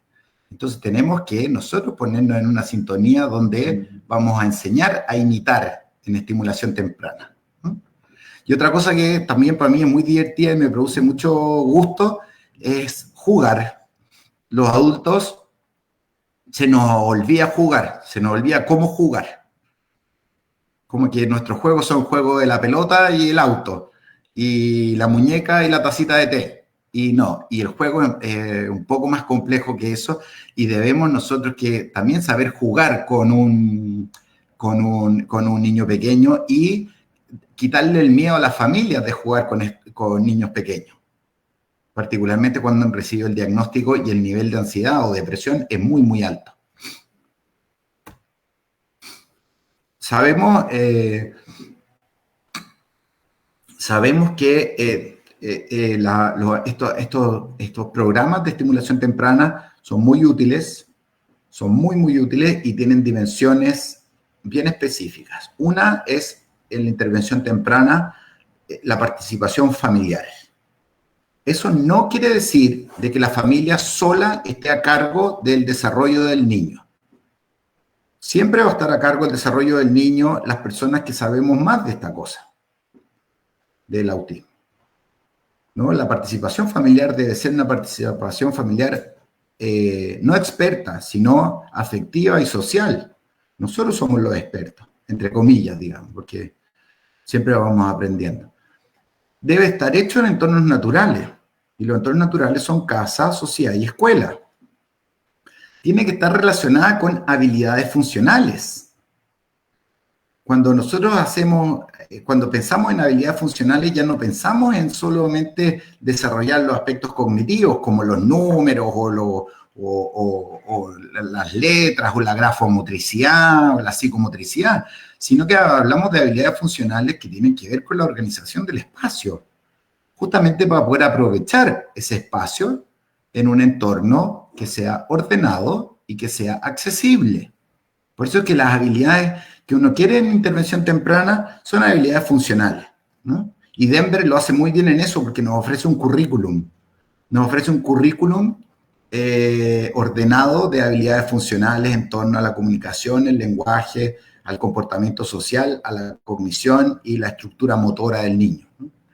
Y lo último y muy relevante para mí es esto que tiene que ver con los logros significativos. Es muy fácil entramparse en el trabajo en un niño con autismo cuando uno pone objetivos que son inalcanzables al momento del desarrollo o que están muy lejanos al momento del desarrollo. Entonces, la sensación de logro se pasa a un segundo plano, cuando la sensación de logro debe ser muy importante que tanto la familia como el niño sepa que está aprendiendo. Y eso depende de nosotros, de generar objetivos que sean asociados a logros que sean significativos. Aquí en Chile, o sea, ocupamos un chilenismo, nosotros jugamos un juego que se llama Rayuela, y que se tira un tejo a una raya dibujada en el piso a 7 o 5 metros, entonces, y uno tira al tejo, y el tejo, uno tiene que tirarlo a donde uno lo pueda ver. Y lo mismo pasa con los objetivos de aprendizaje. Uno debe plantear el objetivo de aprendizaje donde lo pueda ver, donde lo pueda lograr. No tirar el tejo muy largo, no tampoco muy corto, sino donde el logro sea significativo y funcional. Eso es una cosa muy importante. También tenemos como eje a las familias. En la familia va a ser muy importante hacer formación para padres. Las escuelas para padres en el proceso de aprendizaje es muy importante. O sea, no hay cómo confundirse. Tenemos que incorporar a las familias al proceso de enseñanza y aprendizaje. La escuela inclusiva no solamente es para las personas con discapacidad o personas con desarrollo atípico. La escuela inclusiva incluye a la familia y debe haber un programa de entrenamiento para padres, porque los papás no somos expertos en autismo ni en aprendizaje, y tampoco somos expertos, casi expertos en nuestros hijos, pero no tanto tampoco. Entonces, muchas veces nos quedamos sin herramientas, ¿no? Los resultados muestran que cuando se hace entrenamiento para padres, mejora la interacción social recíproca, la atención conjunta, las habilidades de imitación, aumenta la frecuencia de verbalizaciones y lenguaje, aumenta también el largo de las frases y oraciones a través de las cuales los niños y niñas se van comunicando, y en resumen, mejora las habilidades de comunicación y lenguaje en todas sus dimensiones. Y estas NDBI, que son intervenciones basadas en ambientes naturales, por sus siglas en inglés, se realizan justamente en ambientes naturales, sociedad, escuela y casa, y familia, ¿cierto? Y lo que quiere hacer es justamente generar ambientes más organizados, donde el adulto y el niño dirigen el proceso de enseñanza y aprendizaje, donde se aprenden conductas de comunicación y lenguaje a través del modelado, ¿no? Y el modelado es muy importante. El modelado es cómo el adulto se comporta alrededor de la comunicación y el lenguaje. Entonces tenemos que saber que estas estimulaciones en ambientes naturales son muy efectivas, son muy planificadas y tienen que estar basados en ambientes naturales, o sea, en habilidades funcionales y con logros significativos, ¿no? Y de estas hay varias, ¿no? Hay varias de este tipo de intervenciones en ambientes naturales. Nosotros estamos viendo ahora el Denver, que es el que me parece que está al final de esta diapositiva, justo en el último puesto, pero no está ahí porque sí, o sea, no está ahí porque sea el menos importante, sino porque hay mucho. Les quiero mostrar de que ahí está el programa Impact, está el programa Jasper, que es un programa que a mí también me gusta mucho, que es de atención conjunta y disfrute compartido e imitación social recíproca. Está el SEARCH en habilidades sociales, está el Early Achievements, está el aprendizaje incidental, el Pivotal Response, y al final puse Denver, ¿no? Pero hay muchas de estas intervenciones que son muy útiles en la intervención temprana para los niños. ¿Qué tienen en común todas estas intervenciones? Es que primero deben ser muy específicas, y específicas significa que deben estar diseñados para un niño en particular. No para todos va a poder ser lo mismo, sino que tienen que ser muy específicas. Lo segundo es que tienen que ser muy sistemáticos. Eso significa que le vamos a dar una frecuencia y una intensidad que va a estar diseñada para un niño en particular. Deben ser controlados, o sea, deben ser evaluados semanalmente, cómo se van abordando las diferentes habilidades, y deben ser estables en el tiempo. Y esto es muy importante porque en las escuelas tenemos tiempos que son bien inestables. Tenemos periodos de vacaciones largos, tenemos actividades extraescolares, entonces debemos promover de que estas intervenciones sean estables en el tiempo. Y lo que se quiere hacer básicamente es modificar las conductas autistas tempranamente para que estas conductas no se desarrollen en un contexto autista, sino que en un contexto de aprendizaje social. Interrumpir, Amy Klein plantea esta cosa de interrumpir el ciclo autista. E interrumpir este ciclo autista va a significar tener que enseñar habilidades tempranamente para que esas habilidades dan paso a habilidades más complejas posteriormente. Entonces, esto nos invita a pensar de que el niño que está en el contexto del autismo no solamente es una persona que tiene necesidades para comunicarse, sino que también tiene necesidades de salud. Y estas necesidades de salud significa que queremos desarrollar su cerebro de tal manera que modificamos tempranamente las conductas de tipo autista para que su cerebro luego tome un curso natural de desarrollo. Es una de las cosas que más nos importa. Y una cuestión que tiene que ver con la multidisciplinariedad, particularmente en la escuela, y lo que hablamos al principio, estas cosas de la codocencia, es que todos debemos tener objetivos de planificación comunes. Debemos tener objetivos de información, o sea, objetivos de aprendizaje que sean comunes. Porque los esfuerzos individuales desaparecen cuando la persona que está haciendo el esfuerzo deja de hacerlo. Los esfuerzos no pueden ser individuales, deben ser esfuerzos colectivos o deben ser esfuerzos institucionales, ¿no? Y en estos esfuerzos institucionales tenemos que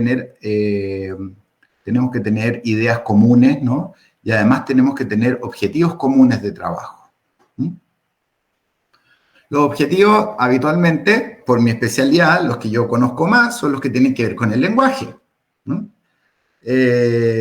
Todos los niños y niñas con autismo tienen necesidades de lenguaje que son diferentes, pero todos tienen necesidades de lenguaje. A pesar de hablar fluidamente, todos van a tener alguna u otra necesidad asociada al lenguaje. Entonces, desde esa perspectiva, tenemos que estudiar también ¿Cuáles son esas necesidades específicamente del lenguaje? Porque estas se van a trasladar a la comprensión lectora, por ejemplo.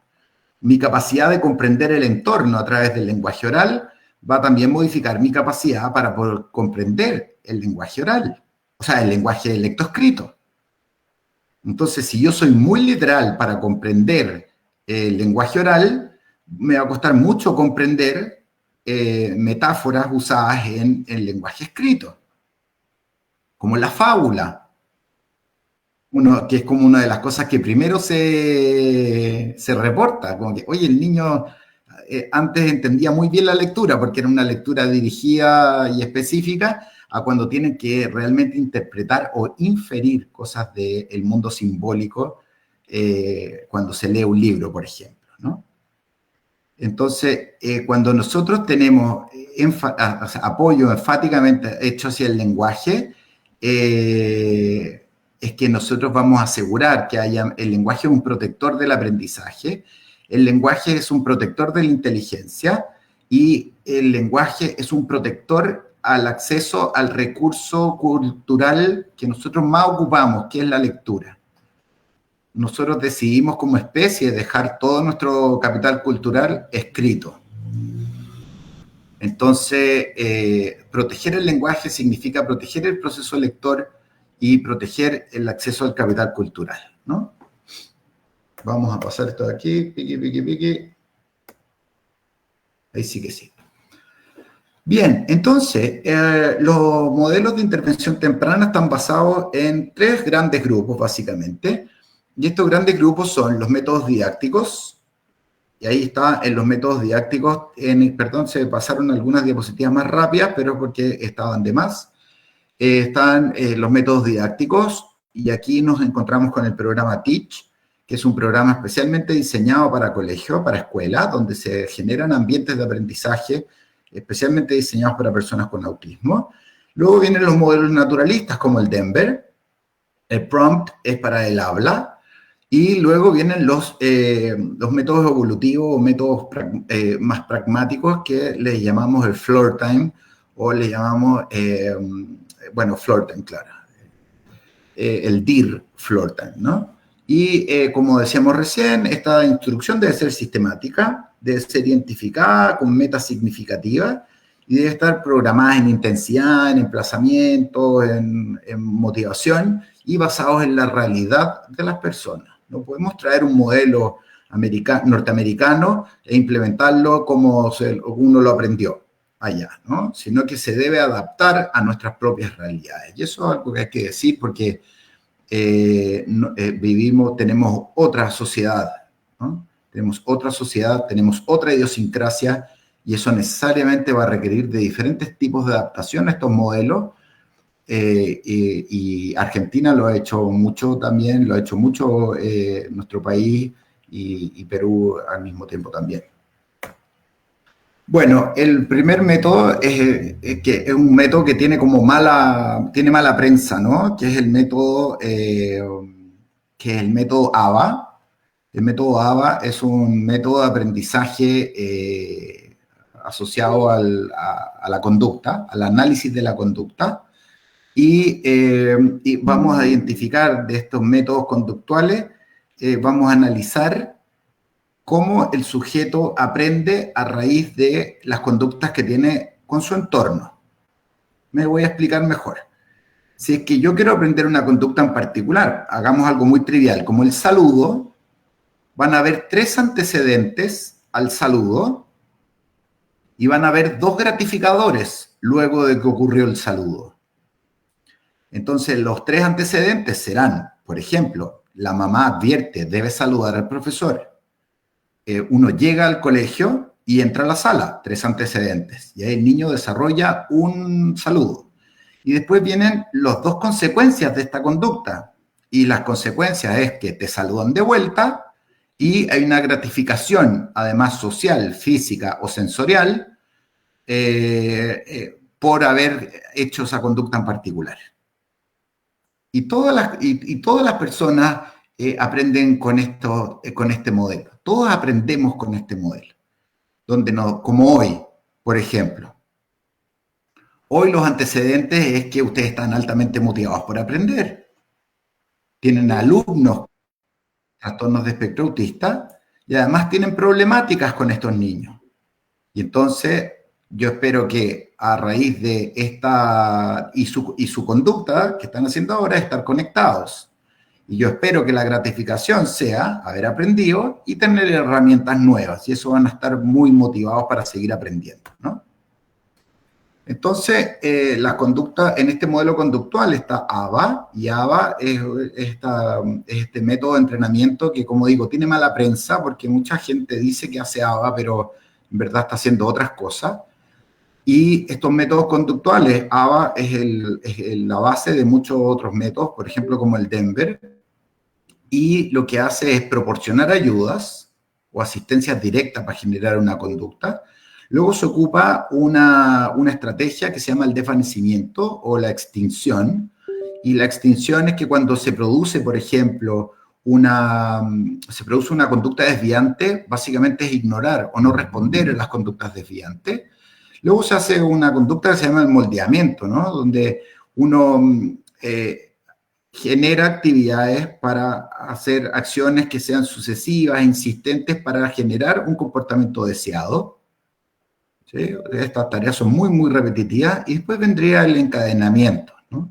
Y es que una conducta, por ejemplo, sentarse en una silla o tomar un lápiz, no es llegar y tomar el lápiz, ¿no? O sentarse en una silla, sino que hay una serie de elementos previos que ocurren antes de sentarse en una silla o tomar un lápiz o leer o estudiar. Uno se va preparando de a poco para generar este encadenamiento. Esa es una forma de aprendizaje.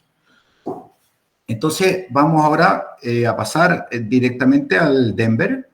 Y en Denver vamos a ver que es un modelo de trabajo para niños con autismo. Y este modelo de trabajo lo que quiere hacer es tomar un currículum y de este currículum poder aplicar estrategias naturalistas en el contexto de una persona con autismo. Estrategias naturales que habitualmente no están presentes por la condición del autismo, sino que van a ser implementadas de manera artificial, si se quiere, a través de un currículum y de estrategias de reforzamiento y de estrategias de encadenamiento de diferentes conductas que están asociadas a un currículo escolar, o sea, quiero decir, a un currículo de desarrollo psicomotor. Sigue una norma, sigue un orden. Sabemos que el desarrollo psicomotor es taxonómico, tiene un orden específico de aparición, y lo que quiere hacer este modelo es concadenar o desencadenar estos aprendizajes de manera secuencial y ordenada. Y una cosa bien importante es que tienen que además estar bien jerarquizados, ¿no? Uno habitualmente pide cosas del niño con autismo que no están a su alcance aún. Y este Denver lo que quiere hacer justamente es darle un encadenamiento y poner objetivos con logros significativos y objetivos que sean alcanzables en el corto plazo, ¿no? Bueno, lo divertido del Denver es que viene como a ordenar algo que habitualmente no ocurre en la vida del niño autista, que es, le viene a poner orden al caos. Un hijo con autismo puede ser muy caótico. Un alumno con autismo puede ser muy caótico, ¿no? Entonces lo que hacemos ahí es que lo que hacemos es darle orden a estas rutinas, ¿no? Nos basamos en aprendizajes críticos, en la reinserción en la vida familiar y afectiva positiva. Como les decía antes, cuando hay un chico con un trastorno de espectro autista, la vida afectiva hacia la persona con autismo disminuye. Porque los padres nos paralizamos ante la noticia de la persona con autismo. Entonces, eso es lo que nosotros no deseamos. Deseamos de que haya reinserción en la vida familiar y reinserción en la vida afectiva positiva. Esto es bien importante plantearlo. Yo no sé cómo están las estadísticas en Perú, pero en Chile luego de 4 años de matrimonio, cuando aparece un hijo con autismo, el 50% de las personas ha disuelto su matrimonio. Y eso es casi el doble de las personas que no tienen hijos con discapacidad. Entonces, uno debe proteger la reinserción familiar y afectiva de manera positiva. Que la persona con autismo no es un problema, sino que es un desafío. Por eso es que es tan importante proteger la vida familiar, porque el niño con autismo va a depender de la calidad de vida que tengan sus padres. Si sus padres tienen una mala calidad de vida familiar y afectiva, el niño con autismo va a tener una mala calidad de, familiar y afectiva. Y va a ser una familia que no nos va a servir para lo que necesitamos, que es que se estimulen habilidades de comunicación, de lenguaje, de comportamientos afectivos sociales. Muy bien, entonces tenemos en este modelo, es un modelo interpersonal, o sea, nos vamos a relacionar interpersonalmente con nuestros usuarios, y estaba bajo la hipótesis de la motivación social. Una vez que tenemos esta hipótesis de motivación social incorporada, que el niño, o sea, la persona con autismo le da sentido a la interacción social recíproca.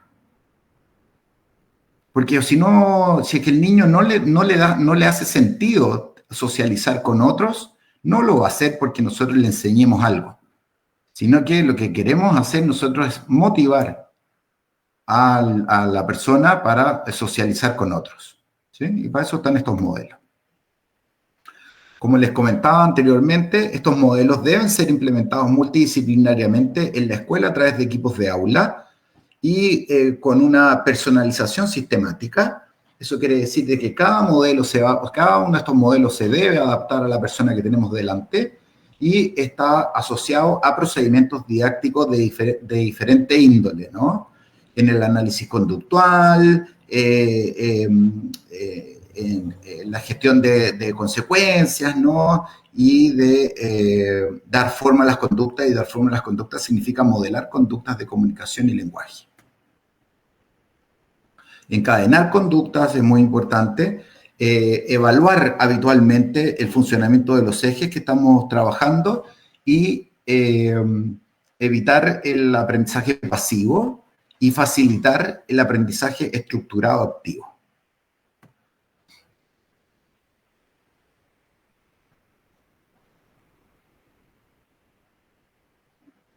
Muy bien. Espera que mi computador se volvió un poco loco.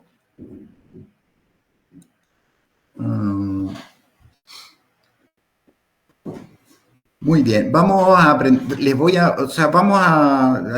vamos a aprender un poco este modelo, que es el modelo Denver, o sea, quiero decir, el modelo Floortime, que también le llamamos DIR, y el modelo DIR es un modelo que está asociado a los ambientes naturales del niño, y el ambiente natural del niño es el juego.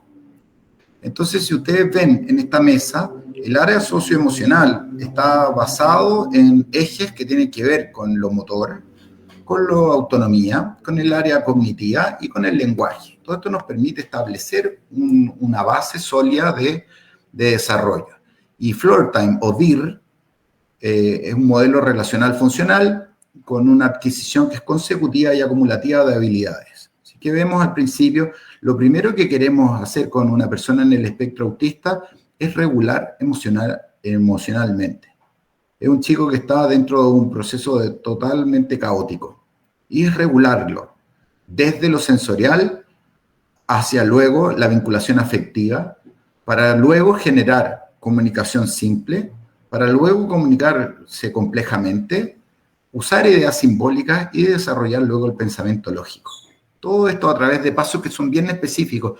Pero lo que quiero decirles con esto es que no es un modelo tan ajeno a lo que hacemos en la práctica pedagógica, ¿no? Lo que hacemos es justamente en el DIR, hacemos primero un desarrollo funcional o una organización funcional. Nos regulamos, nos interesamos por el mundo, hay una vinculación afectiva. la comunicación debe ser simple inicialmente. Luego vamos a tener tiempo para la comunicación compleja, pero al principio debe ser procesos de comunicación simples, que sean muy comprensibles para el otro. Y luego vamos a ir desarrollando habilidades más complejas hasta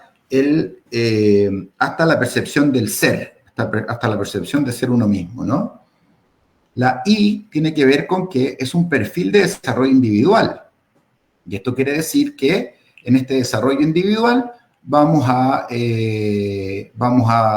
identificar diferentes necesidades que tienen que ver con la salud, con un perfil sensorial, con la planificación motriz, con la regulación afectiva, las problemáticas del procesamiento visoespacial y particularmente el lenguaje. Y la R tiene que ver con las relaciones sociales. O sea, cómo el niño va conociéndose a sí mismo y cómo va a conocer a los otros. Y eso es el modelo Fluortime. Los patrones de adaptación frente al estrés a la familia, los niños van a tender a aislarse, los papás vamos a tender a sobrecontrolar las cosas que hacen los niños, y eso en muchos casos lo hacemos, y que no está muy indicado, o sea, no está bien indicado sobrecontrolar todas las situaciones. A veces hay cosas que salen de nuestro control, ¿no? También hay procesos que tienen que ver con la sobreestimulación. Recuerden que hay tiempos también durante el día que también son para descansar. Están los fenómenos de sobreprotección, que son tipos de vínculos que son medios tóxicos para las personas con autismo, porque en el fondo yo hago todo por ti. Y luego vienen estos procesos de negación, donde se niega el diagnóstico. Y yo he visto familias que deambulan eternamente en estos procesos de diagnóstico para justamente no hacerse cargo de tratar estas condiciones. Nos pasa lo mismo con los colegios, que los colegios dicen, no, mira, si no tiene diagnóstico no lo podemos tratar. No, si uno no está tratando el diagnóstico, uno está tratando la persona. Y eso es un derecho humano inalienable. Uno no puede esperar a tener un diagnóstico para recibir ayuda de su entorno. Para eso necesitamos ambientes que sean entornos físicos, que sean apropiados, juguetes que sean bonitos, que sean llamativos, y para eso tenemos que hacer esfuerzos que tienen que ver con la escuela, ¿no? De equipar las escuelas de manera adecuada. Muy bien, vamos a pasar por aquí, pique. Listo. En esta parte estamos listos. Bien, queridos compañeros,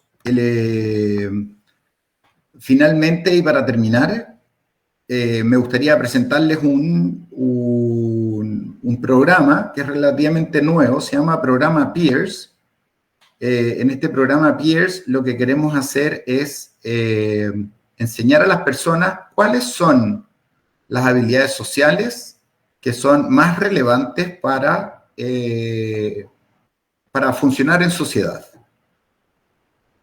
¿Cuáles son estas habilidades más relevantes? Oh, espérenme que esta cosa se me cayó. ¿Cuáles son las cosas más relevantes para funcionar en sociedad? Y estas cosas más relevantes, o sea, ¿cuáles son las habilidades más relevantes? Y esto se hace a través de un programa de coach o de coaching o de coach social. ¿Sí? Parece que ahí sí volvimos. No sé.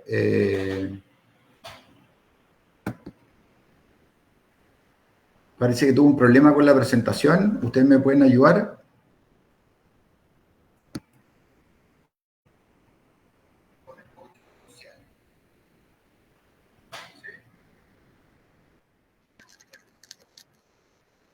Ah, ok. Sí. ¿Vuelvo a compartir?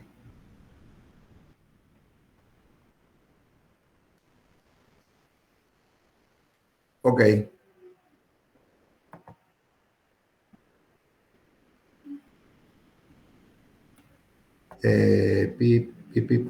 Acá está. Listo. Ya. Perdón. Sí, muy bien. Entonces, lo que quiere hacer, entonces, de Peers es un programa para adolescentes que han vivido toda la vida con autismo y que han desarrollado pocas habilidades sociales alrededor de su vida, de su trayectoria de vida, ¿no? Y en estas pocas oportunidades de desarrollo es que se sistematiza formas sociales regulares asociadas a habilidades específicas, normas sociales de comunicación. Eso es bien divertido, porque ¿se puede enseñar a ser gracioso? Yo pienso que no. Uno puede saber muchos chistes, pero puede uno no ser muy gracioso. Entonces, eso ¿se puede enseñar a ser socialmente activo? Sí se puede. Pero eso nos va a hacer buenos comunicadores, eso va a depender de nuestro entorno. Entonces, eso es bien importante tenerlo en cuenta. Entonces, algunas habilidades prácticas que se enseñan en el programa Peers es cómo iniciar conversaciones, por ejemplo. Se ocupa mucho las estrategias de role-playing. Vamos a hacer role-playing de diferentes cosas, de cómo comunicarnos por teléfono, cómo hablar por WhatsApp, cómo comentar en redes sociales, qué cosas son permitidas como el espacio mutuo entre personas, el metro cuadrado que le llamamos, etc. Cómo mantener conversaciones, o sea, no adueñarse de los temas. Eso también es muy habitual, ¿no? Cuando la persona con autismo se adueña a un tema, ya es imposible hacerlo parar de hablar, ¿no? Luego, hacer preguntas, ¿no? Hacer preguntas es bien entretenido porque las personas con autismo no hacen muchas preguntas, ¿no? Entonces, lo que queremos hacer es que justamente se aprenda a cómo hacer preguntas y además a responder preguntas de manera dirigida. Unirse a grupos. Unirse a grupos de sociales tiene que ver no solamente con comportarse socialmente, claro, sino que también corresponde a esta habilidad de identificar a qué grupo yo pertenezco en el colegio. El Peers es muy divertido porque dice, ya, pertenezco al grupo de los deportistas, de los geeks, de los kawaii, de los computacionales, etcétera, ¿no? Y eso, unirse a grupos de manera exitosa, es una cuestión que es bien difícil de hacer en los colegios, ¿no? Ser aceptado por un grupo de pares. Uno no puede aspirar a que la persona sea amigo de todo el mundo.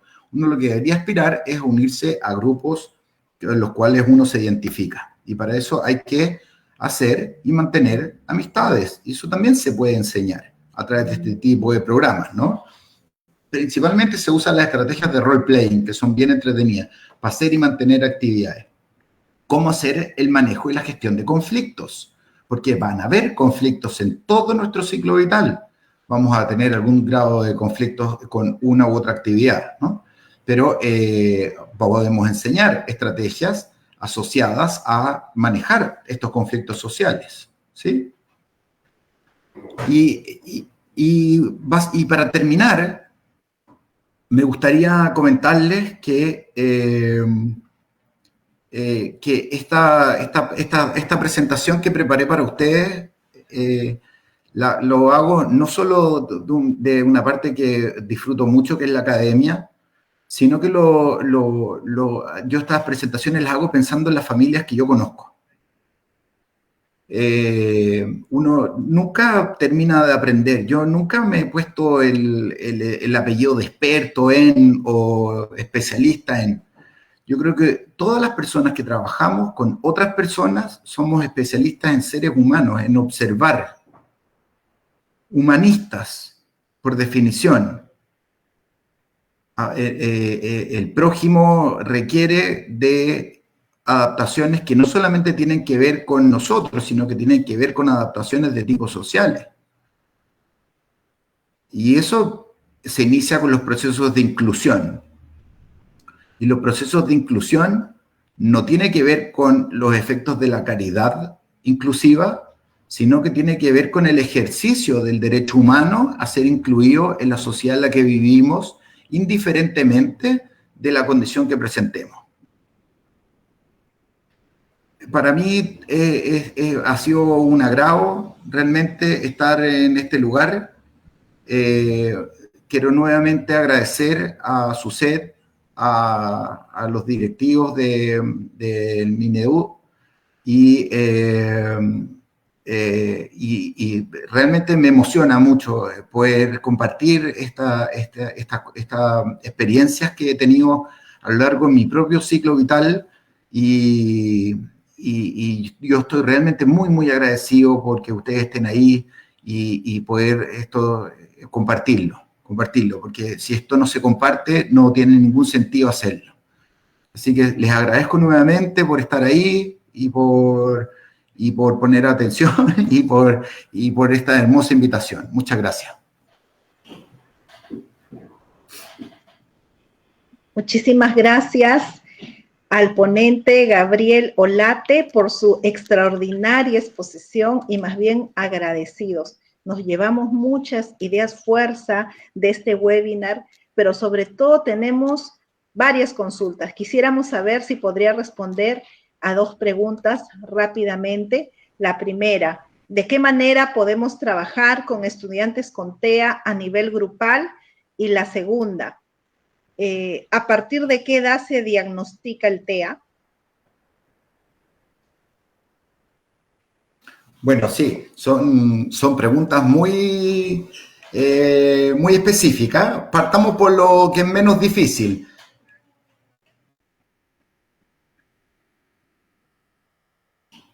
¿Se escucha?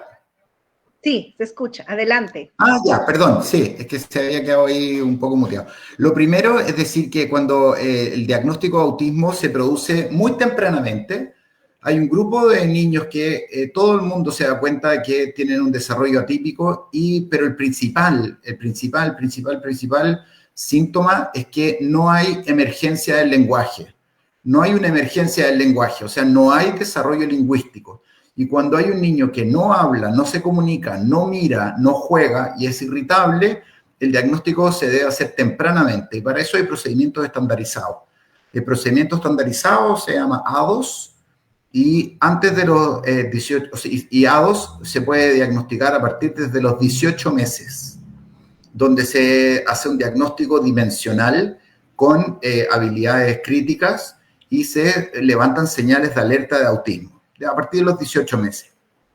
Y lo que habla nuestra otra colega respecto a los grupos, cómo podemos hacer programas grupales de estimulación temprana, yo le diría que esa pregunta es muy, muy difícil, pero tenemos, y una de las actividades grupales que a mí más me gusta hacer es que son chicos que van siendo acompañados, ya sea por compañeros de curso, y pensar de que los programas de estimulación temprana no solamente le van a servir a la persona que está en el espectro autista, sino que le va a servir al grupo en su conjunto. O sea, los programas de inclusión escolar no solamente deben beneficiar a la persona con necesidades de inclusión, sino también debe beneficiar al grupo en su conjunto. No está solamente diseñado para el autismo, está diseñado para las personas. Entonces, mi recomendación es justamente tomar estos currículums y adaptarlos para que la mayor cantidad de personas puedan acceder a estos currículums pensando justamente en población especial, porque las personas de desarrollo típico acceden de todas maneras. Muchísimas gracias nuevamente por tan extraordinaria exposición. Nos quedamos con muchas ideas, como por ejemplo, que cuando una persona con TEA no aprovecha su entorno, en la adultez puede ocasionar algunos trastornos adaptativos y de la conducta, como la demencia y otras más, que el autismo se manifiesta de manera muy heterogénea entre las personas y va a comprometer algunas habilidades. A veces nosotros tenemos la idea de que es un TEA, pero no tiene compromiso en todas las habilidades. No implica un factor cognitivo, ya lo ha mencionado, ¿no, estimado Gabriel? Y va a generar también un funcionamiento armónico. Eso es lo que tenemos que perseguir. Bueno, muchísimas gracias. Tantas ideas, tanto agradecimiento. Queremos agradecer por compartir esta excelente ponencia, que sabemos que ha sido parte de un curso, y tenemos que agradecer también a la coordinadora Paola con Barba, en especial también a Perú Educa, a las intérpretes de lengua de señas peruanas que nos acompañaron el día de hoy, y agradecer nuevamente a Gabriel, que es de Chile, y a cada uno de ustedes por acompañarnos en este primer webinar organizado en el marco del curso virtual tutorado desde la DEVE a través de Perú Educa, y a todas las personas que se han hecho posible el conectarse a lo largo de todo el territorio nacional, de todas las regiones. Enviamos un saludo grande a todos y será hasta la próxima. Muchas gracias a todos. Muchas gracias.